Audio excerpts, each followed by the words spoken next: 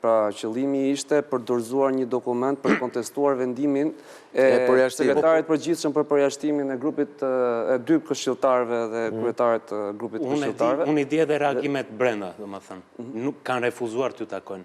Ka patur një ndrydhje aq të madhe nga brenda se listë Partisë Demokratike, që kanë refuzuar. Patjetër në mënyrë shumë miqësore, duke qenë se jemi brenda forcës tonë politike, i shkuam për të patur një komunikim për të diskutuar rreth vendimit për sa i përket shkarkimit të 2 këshilltarëve.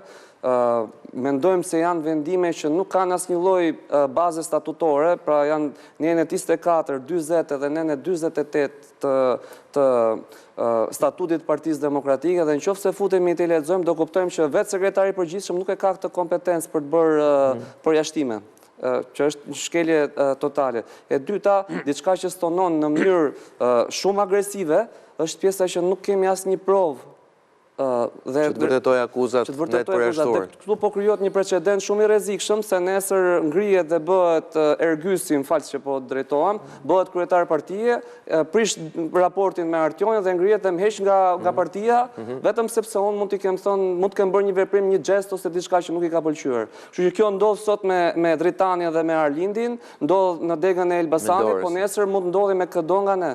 Kështu që kjo është diçka, një anomali që patjetër duhet ta diskutojmë, dhe ky është qëllimi, të ulemi, të flasim, diskutojmë, jemi brenda një force politike, nuk është mirë kur 2 forca përplasen, njëra shkatërrohet, tjetra dëmtohet, jemi koshqent për këtë pjesë, nuk duam ta çojmë të ripërsërisim historinë e përplasjes Lulzim Bashës me 2 vjet. Nuk ka rrugë tjetër, mu vjen keq se nganjëherë juve keni dashamirësinë për të zgjidhur. Nuk kërë se kjo është një aksident që ju po kërkoni mirë kuptim që ta zgjidhni. Kjo është e qëllimshme. Dhe duhet ta kuptoni këtë, duhet luftoni për atë që kërkoni ju. Nuk kjo jep kush qyll, sepse ajo parti sot konceptohet si pronë private nga Berisha. Dhe ti po shkon aty dhe kërkon që të ketë rregull në pronën private Sali Berishës. Jo zotri.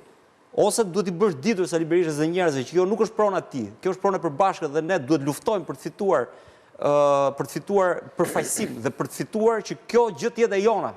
Jo të jetë një njeriu apo e interesave klanore, familjare apo ku diun. Nëse nuk e bëni këtë, në pronë vet ai do vendosi qente vet te dera, do ju lënë dhe do ju lënë ty.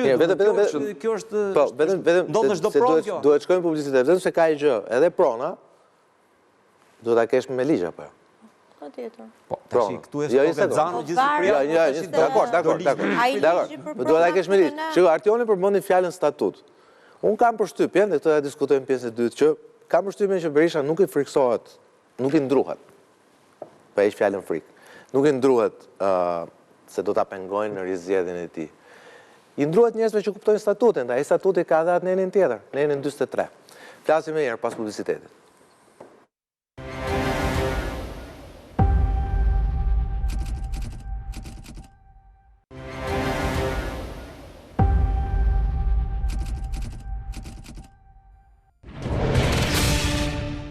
Mirë, rikthehemi dhe flasim pikërisht për Artioni përmendi statutin dhe kam përshtypje andon për nis me këtë diskutim që nuk është diskutim i lehtë, kuptohet.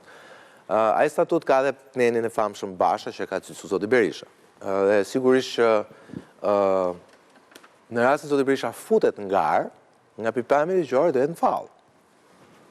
Pra, nëse ka një garë, është tjetër gjë nëse ai konfirmohet vetëm. Nëse konfirmohet vetëm, mund të jetë çështje rikonfirmimi, pra nuk quhet garë.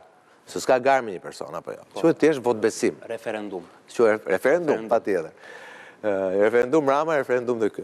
Po ideja është, nëse do kishte garë, do ishte faull edhe ligjor, nesër pas nesër i kontestueshëm edhe në gjykatë apo jo. Pasi do bindet në të njëjtin thojza mëkat që bëri Lulzim Basha. E vërtet është, në fakt Lulzim Basha ka patur vetëm detyrim moral, jo statutor për të dhënë dorëheqjen. Sali Berisha erdhi me këtë premtim, me nenin Basha. Dhe vendosi, është neni 46.7, e cila automatikisht i ndërpritet mandati i kryetarit dhe pengohet të kandidoj për rizgjedhjet Partisë Demokratike. Tani në Partinë Demokratike është ngritur një grup i kryesuar nga Gazmend Bardhi, që deri në këto momente që flasim nuk kanë çuar para propozimet për ndryshimet statutore. Sepse paralelisht me zgjedhjet, është ngritur komisioni për ndryshime statutore. Deri në këto momente nuk ka propozime, me sa kam Vetë zoti Berisha mos gaboj ka dalë kundër heqjes së nenit 46. Po pra, po tani mënyra se Por si ai duket që po delte kundër garës.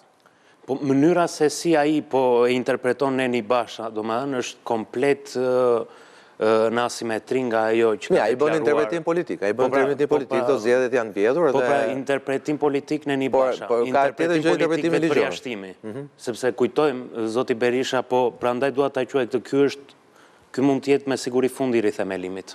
Ose do jetë një rithemelim tjetër, nuk e di. Sepse sa herë do rithemelohemi. Jo, ka ardhur me premtimin që nuk do përjashtoj.